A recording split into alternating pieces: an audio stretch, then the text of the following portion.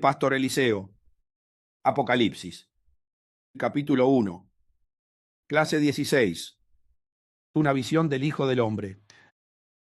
El hermano Juan, Apocalipsis, capítulo 1, versículo 9.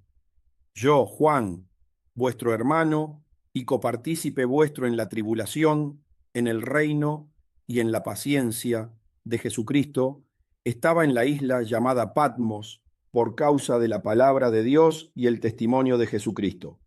Aunque Juan era uno de los apóstoles elegidos por Jesús y por su fiel comportamiento, uno de sus preferidos, cuando se presenta no destaca su cargo ministerial ni el hecho de ser uno de los más cercanos al Señor. Humildemente se refiere a sí mismo diciendo: yo, Juan, vuestro hermano. Probablemente se haya presentado de esta manera con la intención de manifestar a los creyentes que las tribulaciones y la paciencia de Jesucristo son comunes a todos los integrantes de la familia celestial. En consecuencia, se identifica como un hijo más de Dios y dice: vuestro hermano. Es evidente que según el desempeño espiritual de cada hijo de Dios, provocará una respuesta más violenta del reino de las tinieblas. Los que son más eficaces a la hora de ejecutar la voluntad del Padre Celestial se convierten en los más peligrosos para el diablo, ya que son quienes tienen mayores posibilidades de destruir sus planes y salvar más almas. Sin embargo, todo hijo de Dios debería ocasionar un deterioro en el gobierno enemigo. Por lo tanto, no hay ni siquiera uno que no tenga que padecer tribulaciones en la guerra contra las tinieblas. Ni el cargo ni el acercamiento a Jesús le evitan el padecimiento. Al contrario, cuanto más se ama al Señor, peor es la batalla espiritual. Juan era un apóstol que preocupaba mucho al reino enemigo porque debido a la intimidad que tenía con el Señor Jesús, conocía los secretos más profundos del reinado de Dios, especialmente lo relacionado con su gobierno político. El evangelio que Juan escribió es muy profundo y diferente a los otros tres, porque revela muchos secretos acerca de la deidad del Hijo de Dios y de su conexión con el Padre, lo que aporta mucha luz a las iglesias. ¿Cómo actuar respecto al amor? También sus cartas son muy profundas. En la primera, Juan habla mucho sobre el comportamiento que deben tener los creyentes respecto al amor, uno de los temas que más le preocupa al diablo cuando se predica en las iglesias, porque todo lo que se haga sin un fundamento amoroso no tiene valor ante el Señor. Primera de Juan, capítulo 2, versículo 9. El que dice que está en la luz y aborrece a su hermano, está todavía en tinieblas. Primera de Juan, capítulo 2, versículo 10.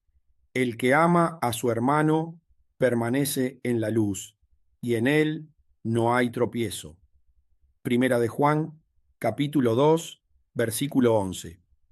Pero el que aborrece a su hermano está en tinieblas, y anda en tinieblas, y no sabe a dónde va, porque las tinieblas le han cegado los ojos. Este es un pasaje que ofrece una enseñanza contundente sobre el amor.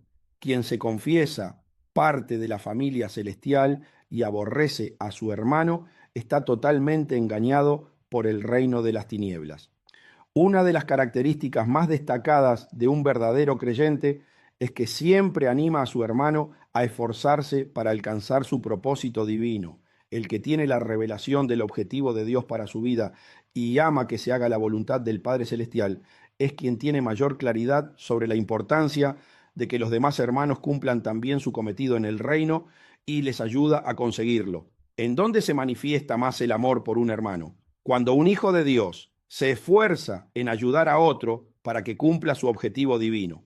En consecuencia, la Escritura indica que el que ama no tropieza, sino que al contrario, es el que más colabora con el plan de los demás. Cuando los demás hermanos están bien enfocados, el que los ayudó a orientarse y alcanzar su objetivo, se le hace más fácil cumplir el suyo. Eso es ser parte del reino de la luz.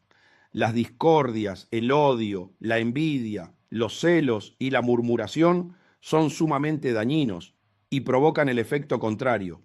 Lastiman a la familia celestial y hacen que el reino retroceda. Quien procede de esta manera está en tinieblas y no sabe a dónde va porque las tinieblas le han cegado los ojos.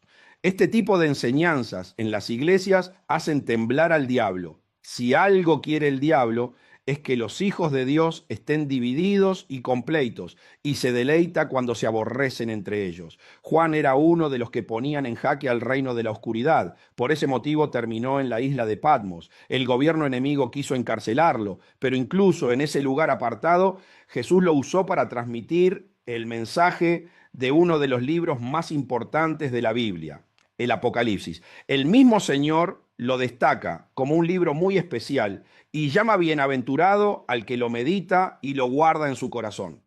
En consecuencia, Juan se identifica como un integrante más de la familia celestial y se pone a la altura de cualquier otro hijo de Dios, destacando una particularidad que tienen en común, la tribulación que deben padecer.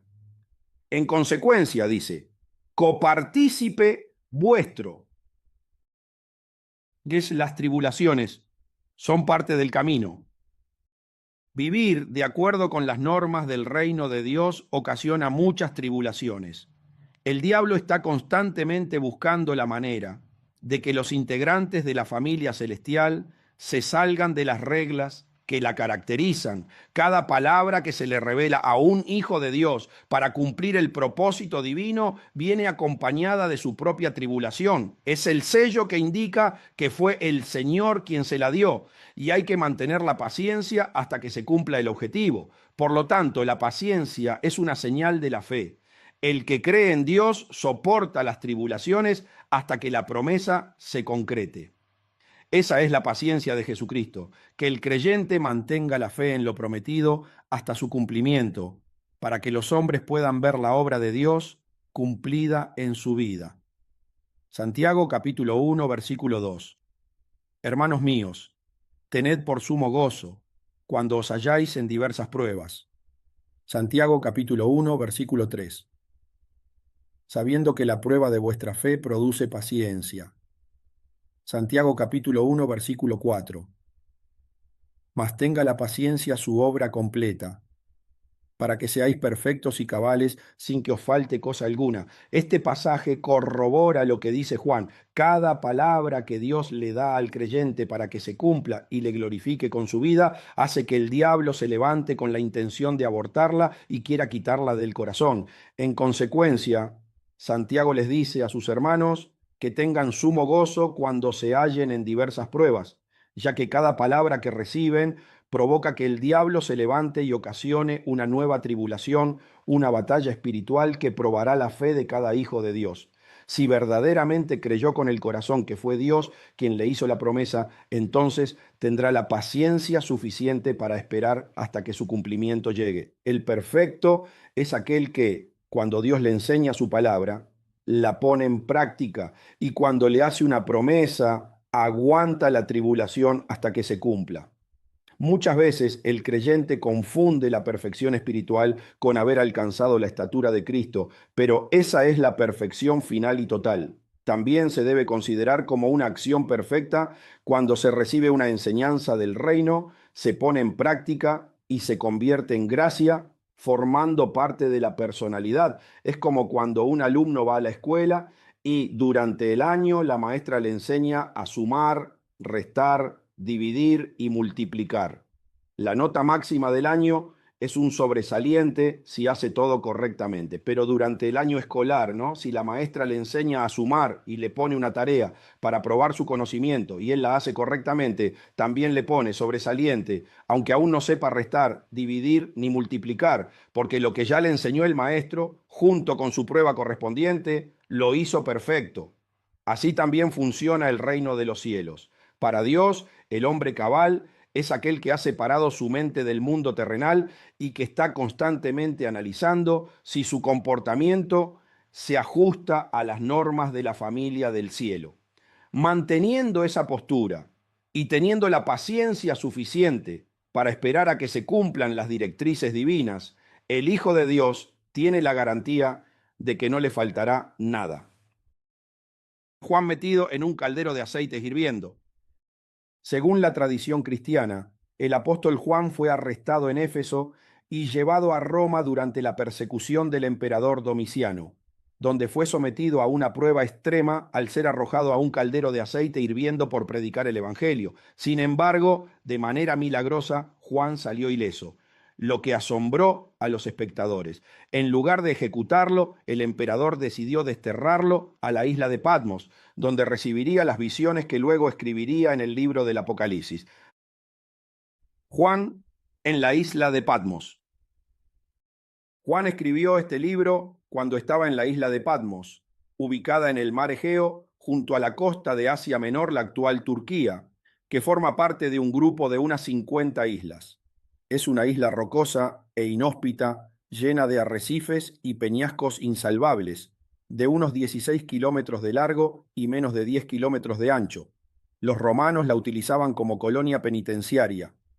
El destierro a una isla remota era una condena habitual en la época del Imperio Romano. Se les imponía a los presos políticos en lugar de decretar castigos más severos. El destierro conllevaba la pérdida de los derechos civiles y de las propiedades, excepto de aquellas cosas necesarias para la mera existencia. Según este versículo, Juan fue llevado a ese lugar por causa de la palabra de Dios y del testimonio de Jesucristo. Por lo tanto, se puede deducir que fue trasladado a esa isla carcelaria por ser un dirigente cristiano, considerados delincuentes en aquella época. En definitiva, el objetivo principal de su destierro era acallar la palabra de Dios y el testimonio de Jesucristo, pero el Señor tiene la capacidad de burlarse del enemigo. Su exilio en Patmos, lejos de silenciarlo, permitió que recibiera y escribiera una de las revelaciones más impactantes de la Biblia.